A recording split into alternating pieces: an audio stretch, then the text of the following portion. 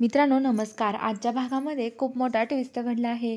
तर आता इकडं जो सत्यांती असतात, आता जी मंजू आहे ती पण आता तिच्या पोलीस स्टेशनला आलेली असते आणि तिचं काम तिथे चालू असतं. आता तिथे मोठे साहेब येतात आणि मंजूला म्हणतात, की "काय गं मंजू, मी तुला सांगतोय तू एक काम कर.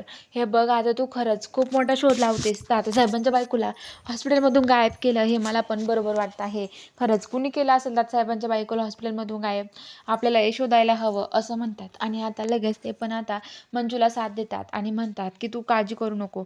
आम्ही पण सगळे तुझ्यासोबत आहोत," असं म्हणतात. आणि आता लगेच ती म्हणते, की "हे बघा, तुम्हाला खरंच असं वाटतंय ना साहेब, तुम्ही जसं म्हणाल ना तसंच मी करणार आहे," असं मंजू त्यांना सांगते. आणि आता लगेच ते म्हणतात, की "हो मंजू, तू म्हणते ना तसंच झालं पाहिजे. तात्यासाहेबांची बायको लवकरात लवकर सापडून काढली पाहिजे," असं म्हणतात. आणि आता लगेच ते साहेब तिथून जातात. आता जी मंजू आहे ती आतमध्ये जाते आणि बस तिचं काम चालू होतं. तर इकडं आता सगळेजण आवरत असतात. तेवढ्यात तिथे आता जो आमरीचा नवरा आहे इम्रान, तो तिथे येतो आणि आता तो फुल दारू पिलेला असतो. आणि आता तो येऊन मग अमरूला काही पण शिव्या द्यायला लागतो. काही पण म्हणतो, "ही आंबरी ना, ही आंबरीला लोकांचं घर आवडतं फक्त. लोकांच्या घरात राहायला आवडतं."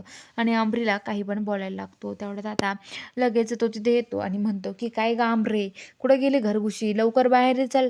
असं म्हणल्यावरती आता सगळे धावत पळत बाहेर येतात आणि बाहेर आल्यावरती बघतात तर काय, इकडे आंबरीचा नवरा आलेला असतो आणि आंबरीचा नवरा फुल दारू पिलेला असतो. आणि तो आता तिथे आल्यावरती आंबरीन त्या खूप घाबरून जातात. त्या म्हणतात, की "आता आपण काय करायचं?" ते पूर्ण घाबरलेले असतात. त्यांना खूप टेन्शन येतं. आता आमरी पण खूप घाबरलेली असते. तेवढ्या तिथे सत्या पण येतो आणि आता सत्या तिथे आल्यावरती आता सत्या खूप रागावलेला असतो. आणि जो सत्या आहे तो असं म्हणतो, की "हे बघा, काय रे, काय चाललंय तुझं वालं?" असं म्हणतो. आणि आता लगेच तो म्हणतो, की "हे बघ, तू काय बोलतोय तुला कळतंय का?" तर तो म्हणतो, की "काय रे तू? अरे मला माहिती ना, साली आधी घरवाली असती. तुझं पण हेच आहे ना? तुमच्या दोघांचं हेच चालू आहे, मला माहिती ना." "अरे काय तुला पटलं? पटतं का सध्या काही? साली आधी घरवाली करून घेतली तू. तुला काही समजतं की नाही? आणि काय रे, तुला काय बायको नाही आवडत का? कुठे आहे तुझी बायको? आणि काय रे, ती इन्स्पेक्टर झाली आणि तू इथं बसलाय. काय चाललंय तुमचं हे सगळं काही?" आणि तो काही पण आता अमरील त्यांना बोलायला लागतो आणि म्हणतो, की "तुमचंच काहीतरी असणार आहे सत्या. उगाच तेवढं मध्ये-मध्ये नाही पडत आहे आमच्या. त्यानं उगाच घरात नाही घेतलं," असं म्हणतो. आणि आता लगेच सत्या त्याला मारायला धावतो आणि त्याला खूपच मारतो आणि म्हणतो, की "बास झालं तुझं आता हे." आणि त्याला खूप मारून तिथून आता तो काढून द्यायला लागतो. तेवढ्यात आता इकडं तो मारत असताना इकडं लगेच जी सपना आहे ती शूटिंग काढून घेते आणि ती सगळी शूटिंग काढून घेते. सध्या काय मारतो, काय बोलतो आणि हे सगळी शूटिंग काढून घेते. आणि आता लगेच जे सत्य आहे तो त्याला खूप मारतो आणि आता बलमा पण खूप मारतो. आता जयदीप पण ते म्हणतात, "नका दाजी नका मारू, बास झालं." तरी पण ते त्याला मारत राहतात आणि खूप मारतात आणि तो तिथून आता खाली रिंगत-रिंगत निघून जातो. त्याला खूप लागतं. आणि तेवढ्यात आता इकडं लगेच जो सत्या आहे तो सत्या म्हणतो, की "आता हा इथं परत दिसला ना मग बघ तुझ्याकडं," असं त्याला म्हणतं.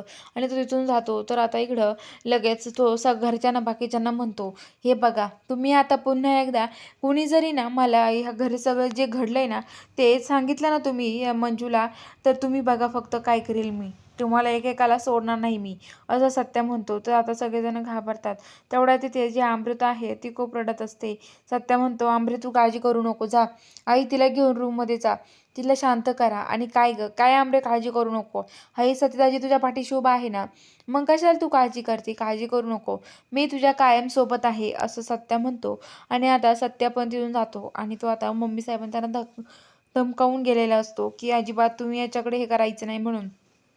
तर आता लगेच तिथे जे सगळे निघून जातात आणि जी सपना आहे ती मम्मी साहेबांना म्हणते, "काय हो मम्मी साहेब, तुम्हाला एक बघायचं का?" मम्मी साहेब म्हणतात, "काय गं सपने?" तर सपनी म्हणते, की "इकडे मम्मी साहेब." आणि मम्मी साहेब येतात. तर आता ती म्हणते, की "हे बघा, कुणाला काहीही सांगायचं नाही आणि हे बघा, तुम्ही जर वाघमाऱ्यांना हे सांगितलं तुम्हाला खूप मार बसेल." तर आता मम्मी साहेब म्हणतात, की "का असं बोलते का सपने तू?" तर सपने म्हणते, की "हे बघा, काय बरं बोलते मी. अहो, सत्यदादाची मी सगळी शूटिंग काढून घेतली." तर ती म्हणते, की "दे व्हिडिओ सोडून, जाऊ दे आपल्याला काय करायचं." आणि ती पण आता व्हिडिओ सोडून देते. तेवढ्यात आता तिकडं जी मंजू आहे ती पोलीस स्टेशनमध्ये बसून तो व्हिडिओ बघते. आणि आता मंजूला खूप टेन्शन येतं. मंजू आंबरीला फोन लावते. आंबरीचा फोन उचलत नाही आंबरी आणि तिच्या आईला करते, ती पण उचलत नाही. कारण की इकडं आता जी अमृता आहे ती रूममध्ये बसलेली असते आणि ज्या मम्मी साहेब आहेत त्या अमृताजवळ येतात आणि तिचे कान भरतात आणि म्हणतात, की "हे बघ आंबरे, तुला मी सांगते, अगं माझ्यासारखी बाई जगली नसती. एवढा नवरा, एखाद्या बहिणीच्या जीवावर एवढं कोणी जगन का गं? आणि बहिणीच्या जीवावर बहिणीचं छत आपल्याला ठेवायचं. तुझं पोरगं उद्या जन्माला आलं तर काय देशील त्याला नाव? काय म्हणशील तू? विचार केलाय का कधी?